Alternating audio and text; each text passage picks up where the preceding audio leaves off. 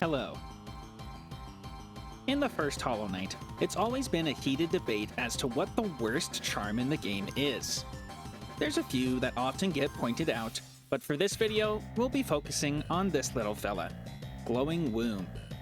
Glowing Womb saps 8 soul every 4 seconds to summon a hatchling that will immediately find the nearest enemy to explode on. They deal a measly 9 damage, which can be buffed with other charm combos, but that's not important, and generally are more of a nuisance than a help. Soul is such an important resource to have access to that losing it on a cycle of 4 seconds, especially during a boss or a moment where you need to heal, makes the entire charm pretty worthless. When Silksong rolled around, they revamped the charm system from the first game into the tool system. Instead of only being able to equip as many charms as you have notches, the tools able to be equipped depend solely on the crest you're using. Now, since this game was originally intended to be a DLC, or perhaps Team Cherry put their effort into other things, a lot of the non-red tools in Silksong are copies of charms from the first game. Some with cool changes, and some that are pretty much the same.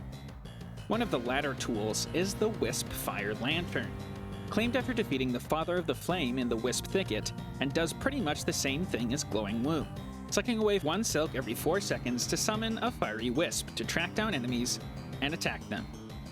However, unlike Glowing Womb, not only do these wisps deal less damage at 0 crafting kits, they also often miss more agile enemies. It literally struggles to hit Moss Mother. Even when fully upgraded, they do only 17 damage, with bosses in the late game having around 1000 HP.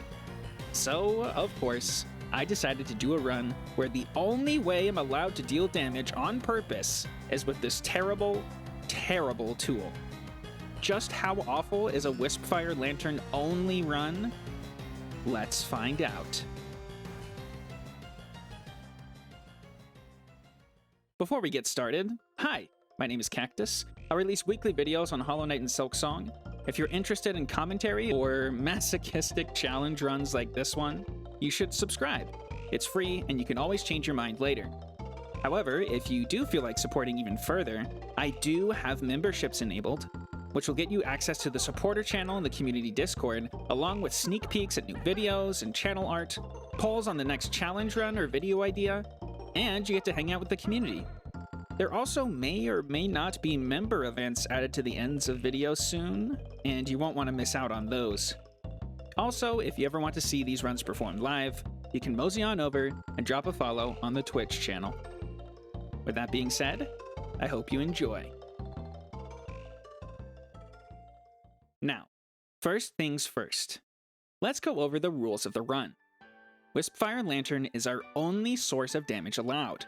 That means no needle, no skills, and no other tools that would otherwise boost our damage.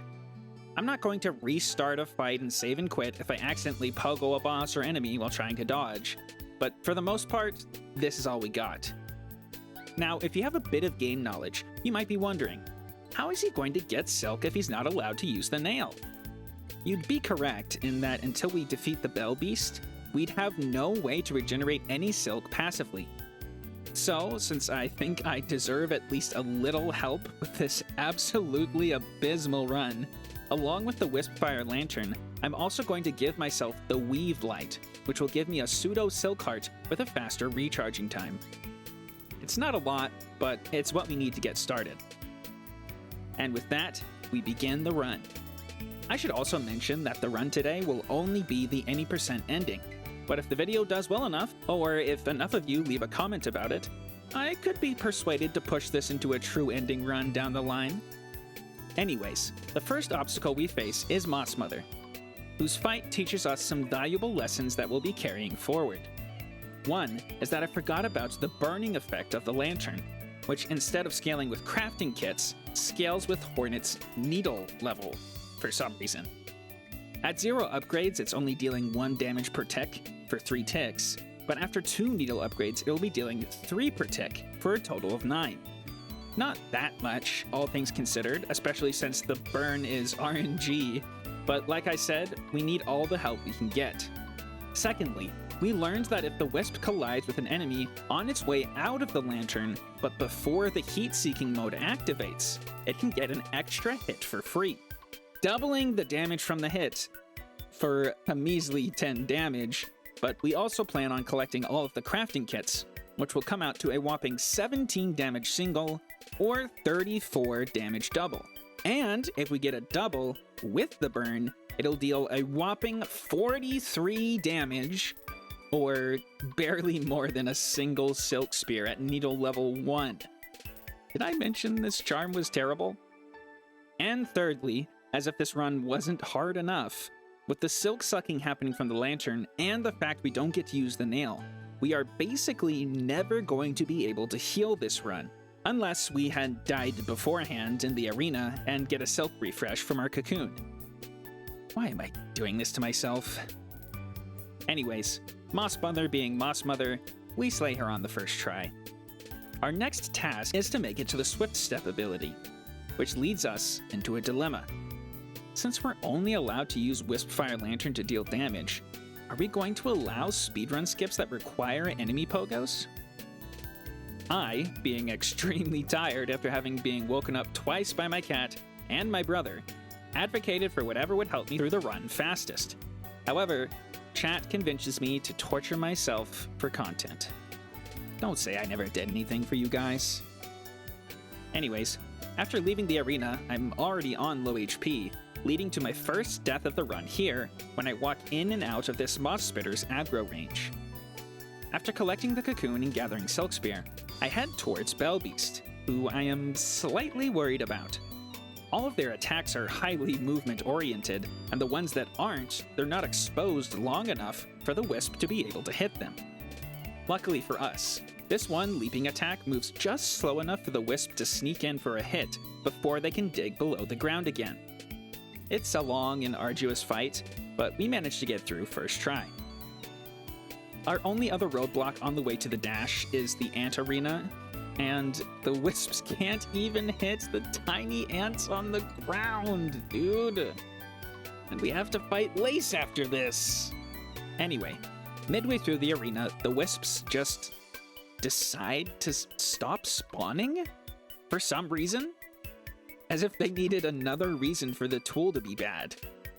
This is also the only time in the whole run that the Wisps decided to take a vacation, so if you're a Silksong scientist and you know why this happened, please leave a comment.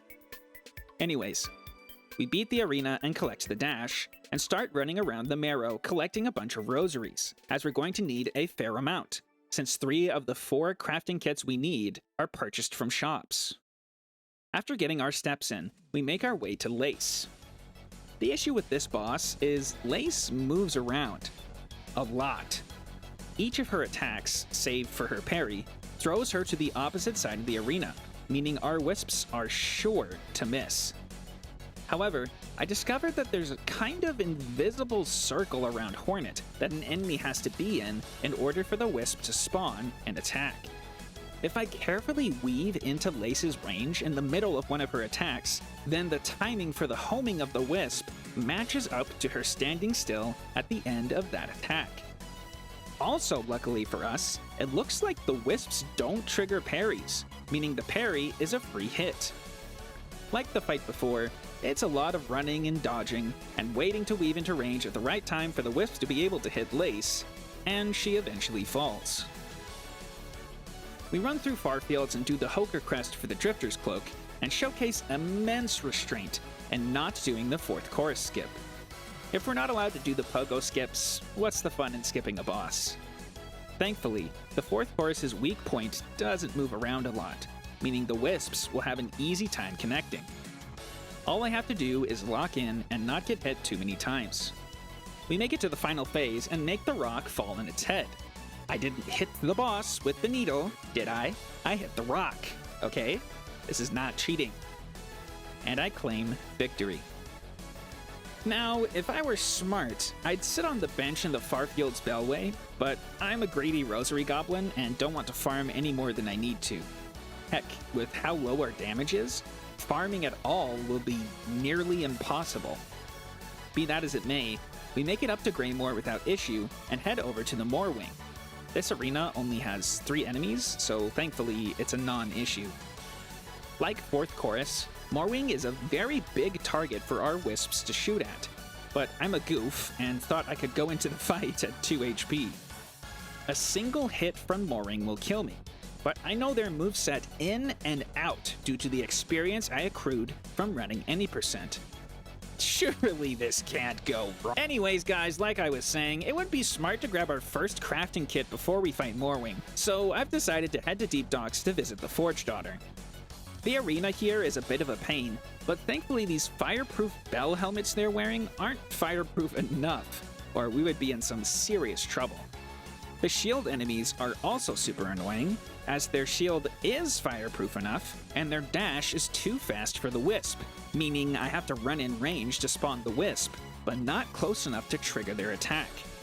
Eventually, the arena goes down, and I'm able to claim the first damage upgrade of the run, boosting the Wisp's power from a measly 5 to a bolstered Gigachad 8. Now, with our upgraded Wisp, we fight Morwing for the first time, and are easily able to claim the win, giving us access to Bellheart. We're going to be coming back for the Craw clearing quest, as the Barkeep and Halfway Home will give us another one of our crafting kits, but that quest isn't available until after we save Bellheart from Widow.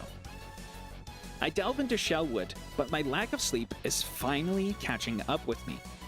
You can literally see me start to doze off during the Shellwood arena. I don't want to split this run over multiple days if I can help it, but the only caffeine I have in my house is my pre-workout for the gym. Desperate times call for desperate measures, I guess. Even with this tiny caffeine boost, deaths 3, 4, and 5 all come in a row. Turns out these stick guys cover a lot of movement options when you're not allowed to pogo off of them. On the 5th death, I finally discover the leave your cocoon alive so you can get a heal off strat, and with the extra health, I'm finally able to defeat these stupid sticks. Finally, I'm home free and can collect the clean grip, is what I would say if I hadn't forgotten that we had banned using enemy pogos. So our next obstacle is Sister Splinter. At first I didn't think this boss was really going to be an issue. Her massive hitbox and slow movements meant that the Wisps basically had free range of the boss, especially since she is very prone to double hits due to her positioning in the arena. However, the problem revealed itself soon enough. Her minions. These guys are relentless. The player tracking on their attacks is crazy. It turns out they don't start aiming at the player until the instant they send out their attack, not during the windup. And, since we can't pogo past them, I'm forced to try and bait their attacks high and dash underneath them, until Sister Splinter decides to use one of her attacks to crush them for me.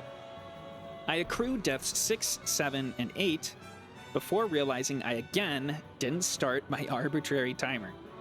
One of these days I'll remember at the beginning of the run, but not today, I guess. I die 4 more times until this absolutely clutch attempt, being on 1 HP for the entire latter half of the fight, and we're finally able to claim the clean grip. Thankfully, I don't think Widow is going to be that difficult, especially since she doesn't have any minions to distract our Wisp. The only thing that can catch us out is if a stray bell gives us an awkward bounce, which unfortunately is exactly what claims Death 13. In my defense, this bell literally hides in the shadowed background. You cannot say this is my fault at all. Finally, on the 3rd try, we're able to defeat Widow and move on. Now, our next option we have to consider is which way we're going to take into Act 2. Phantom or Last Judge.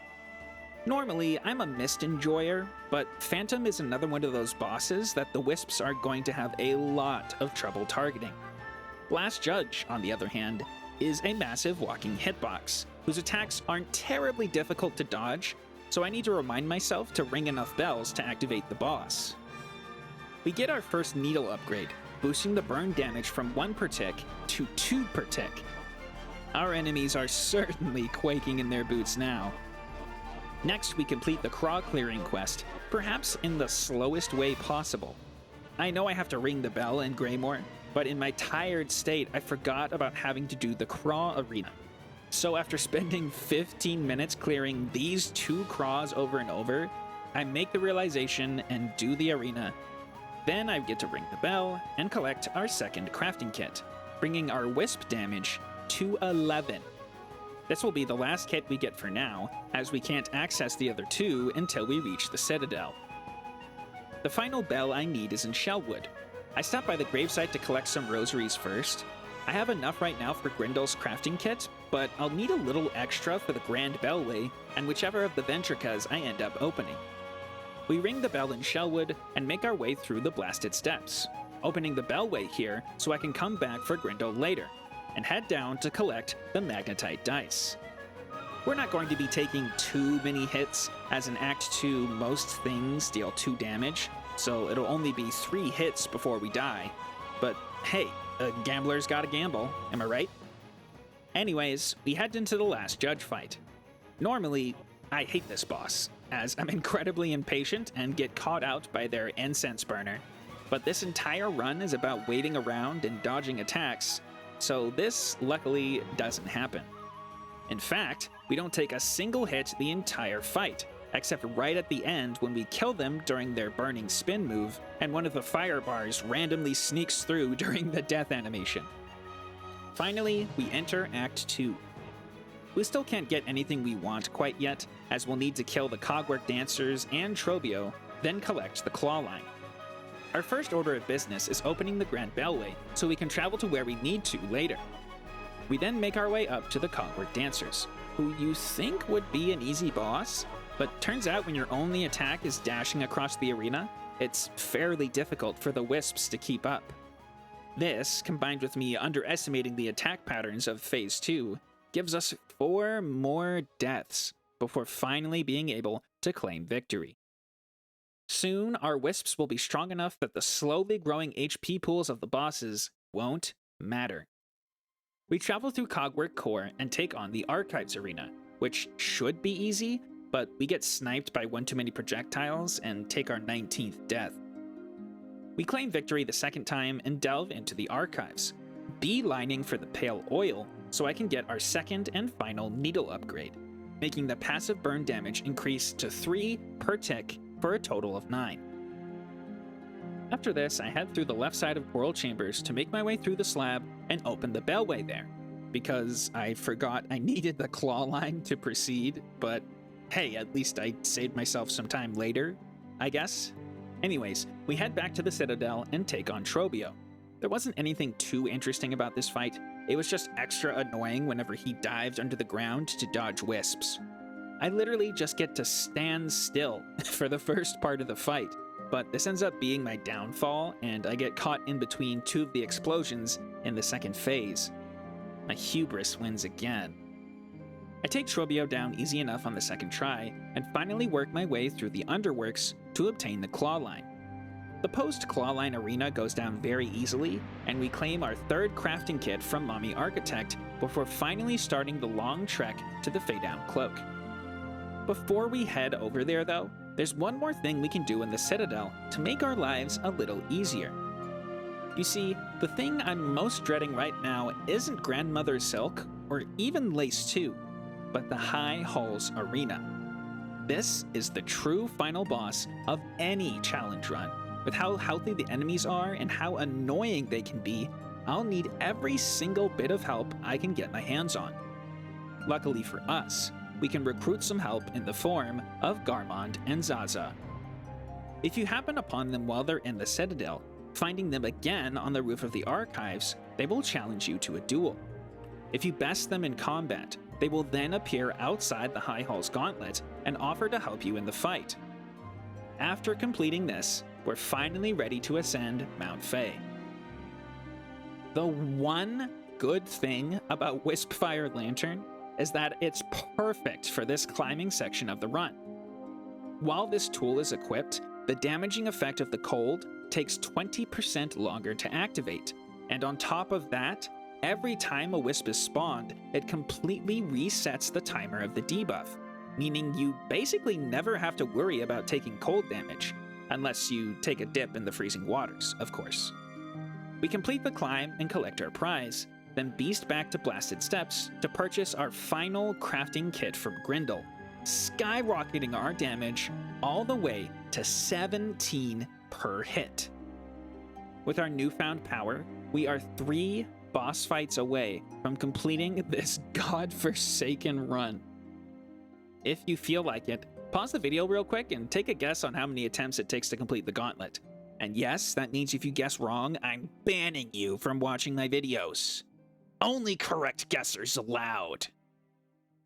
I'm feeling confident on the first attempt, but an enemy I hadn't considered was the Maestros that summon tiny cogflies. The wisps don't exactly target the cogflies directly, but they sure seem to get confused at the very least. With all the visual clutter on the screen, I'm unable to avoid hits and end up taking death number 20.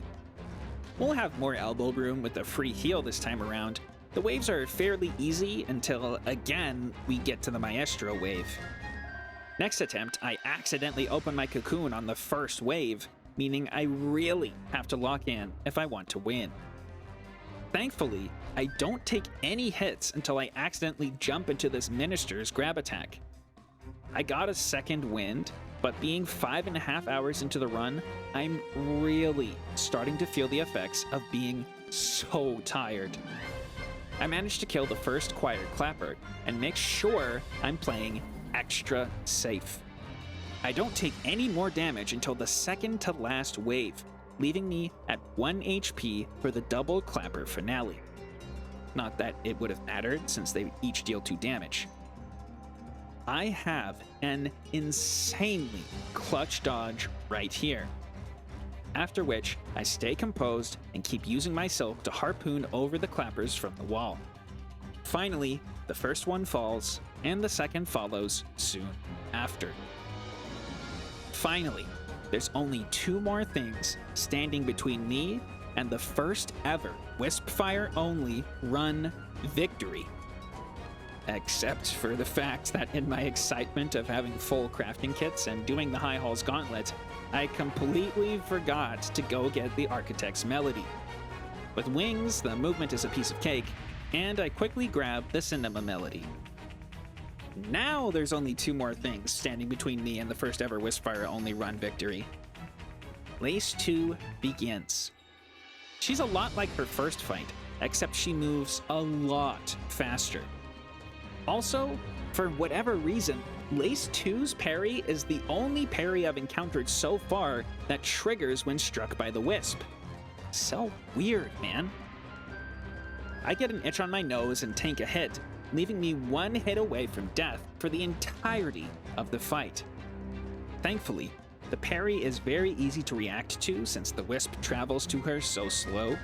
All I have to do is lock in and we can clutch the win. I get her into phase 3. She's only 10 or so wisps away from death when... what the hell was that? No!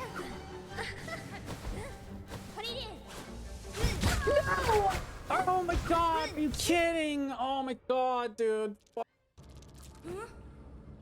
Damn. Not quite first try. She must have been like 1 or 2 hits away. Sadness. I begin the second attempt and fall into her, leaving me at 4 masks, and then don't take another hit until phase 3. Win again. Oh my god.